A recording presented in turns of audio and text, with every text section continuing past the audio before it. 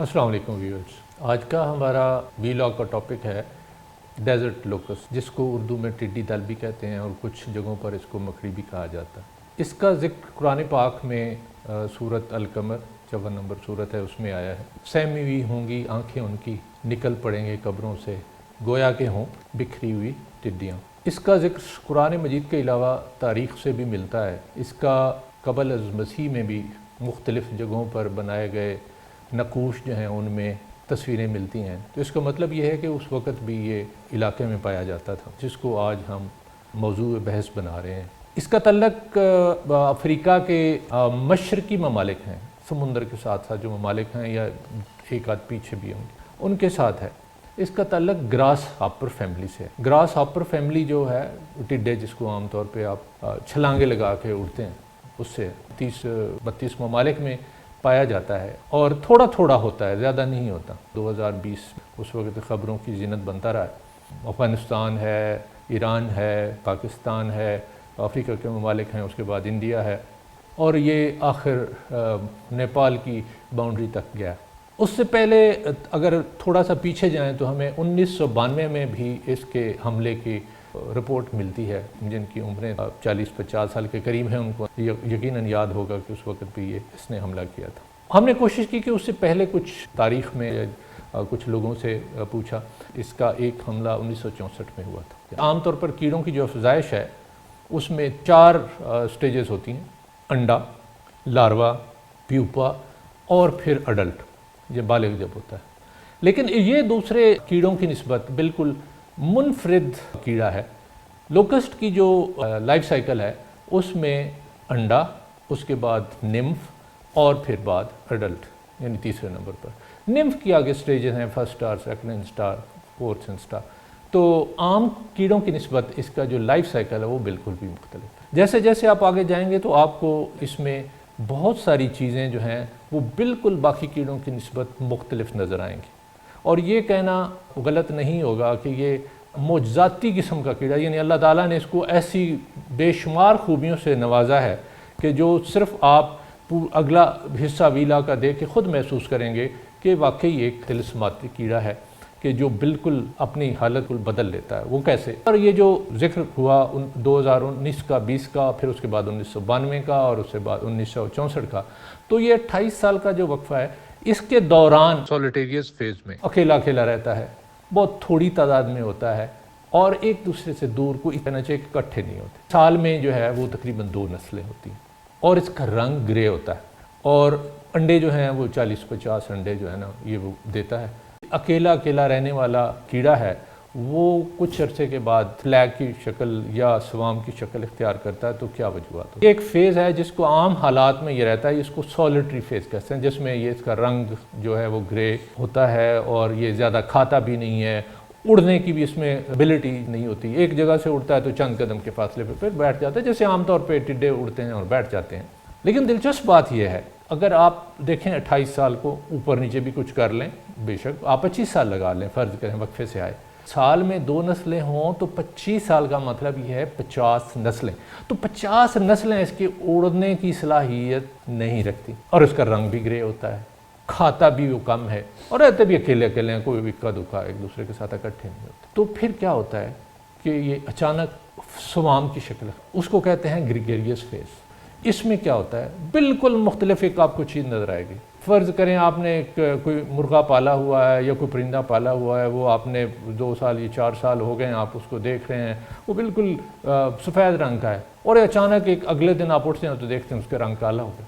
तो हैरत तो होगी ना, तिलिस्माती बात या करिश्माती बात, जो भी लफ्ज़ इस्तेमाल करना चाहें, तो उसका रंग पीला हो जाता है। ग्रेगेरियस फेज़ में ये उड़ने लगता है और उड़ता भी कैसे है कि एक बर्र-ए-आज़म से, अफ्रीका से उड़ के एशिया में आ जाता है। तो ये कई 100 किलोमीटर जो है वो एक दिन में सफ़र करना शुरू कर देते। अफ्रीका से ये जो अरब ममालिक हैं उसमें आता है, समुंदर क्रॉस करके आ जाता है। तो इतनी सलाहियत हो जाती। अकेला अकेला उसने कई साल गुजार दिए, दहाइयाँ गुजार दी और अचानक कि एक जगह से वो उड़ता है और सारे इकट्ठे होना शुरू हो जाते हैं, उस इलाके के हो जाते हैं। फिर ये यहाँ तक महदूद नहीं है, फिर दूसरे बर्र-ए-आज़म तक मैसेज चला जाता है, दूसरे बर्र-ए-आज़म के भी इकट्ठे हो जाते हैं, फिर आगे आगे बढ़ते हैं और फिर एक जगह पे इकट्ठे हो जाते हैं। और एक स्वाम اس کے اندر لاکھوں نہیں، کروڑوں نہیں، ارب ہا ٹڈیاں ہوتی ہیں، اور اس کی لمبائی کا اندازہ آپ کر سکتے ہیں کہ کئی کلومیٹر تک، 25-30-50 کلومیٹر تک ٹڈیاں ہی ٹڈیاں. ان کا کوئی پیغام رسانی کا ایسا نظام ہے، 40-50 نسلیں علیحدہ رہنے والے ایک پیغام دیتے ہیں، اور پھر سارے برملازموں کے اکٹھے ہو کے پھر ایک ہی جگہ پہ وہ سوام بڑے بن کے آ کے بیٹھ جاتے ہیں، اور پھر کھانا بہت زیادہ کھاتے ہیں. اپنے وزن کے برابر تقریباً یہ 2 گرام 3 گرام یہ کھانا جو ہے ایک دن میں کھا جاتا ہے. یعنی مربع کلومیٹر جو ہے اس کے اندر تقریباً یہ 35,000 انسانوں کے برابر جو ہے نا یہ کھانا وہ ہڑپ کر جاتا ہے. اب پہلے 2 نسلیں ہوتی ہیں جب یہ سولیٹری فیز میں ہوتا ہے، جب رنگ اس کا گرے ہوتا ہے، لیکن جیسے ہی یہ گریگیریس فیز میں آتا ہے 4 سے 5 نسلیں ایک سال میں ہونا شروع ہو جاتی ہیں. وہ 40-50 پہلے انڈے ہوتے تھے، اب یہ 4 دفعہ انڈے دیتی ہے مادہ، اور ہر پاؤچ جو ہے آپ تصویر میں دیکھ سکتے ہیں، ہر پاؤچ جو ہے اس کے اندر 70-80 سے لے کر 120-30 تک انڈے ہوتے ہیں. اب 4 دفعہ انڈے دے، اگر ہم 100 لگائیں فرض کریں تو 4 ہفتوں کے اندر کتنے 400 ہو گئے. ایک جگہ پر اگر اس نے انڈے دیے ہیں تو وہاں پر 400 بچہ نکلے گا، اور وہ نمف ہوگا. نمف کا مطلب ہے وہ کیڑا ہوگا، ٹڈا چھوٹا، اور وہ کھانا شروع کر دے گا. اس سے اس کے نام سے واضح ہے کہ ڈیزرٹ لوکس کہتے ہیں. تو یہ عام طور پر ڈیزرٹ میں رہنا پسند کرتا ہے، صحراؤں میں رہنا پسند کرتا ہے. دن کو یہ چونکہ اڑتا ہے، رات کو یہ بیٹھ جاتا ہے.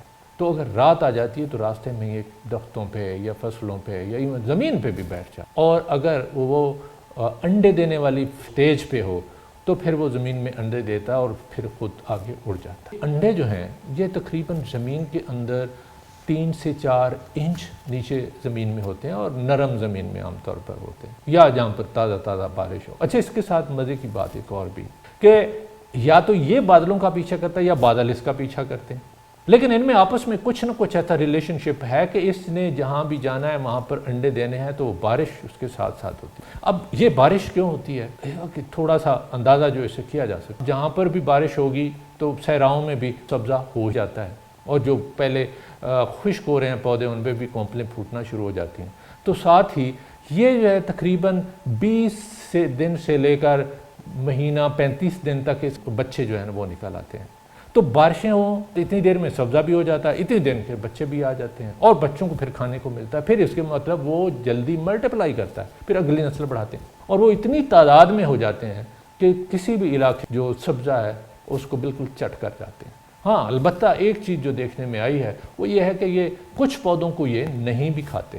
یعنی پسند اور ناپسند، جیسے جانوروں کے کچھ جو پسندیدہ کچھ پودے ہوتے ہیں وہ کھا جاتے ہیں، کچھ کو نہیں کھاتے ہیں، تو کچھ یہ بھی کھاتے ہیں اور کچھ کو یہ بھی نہیں کھاتے.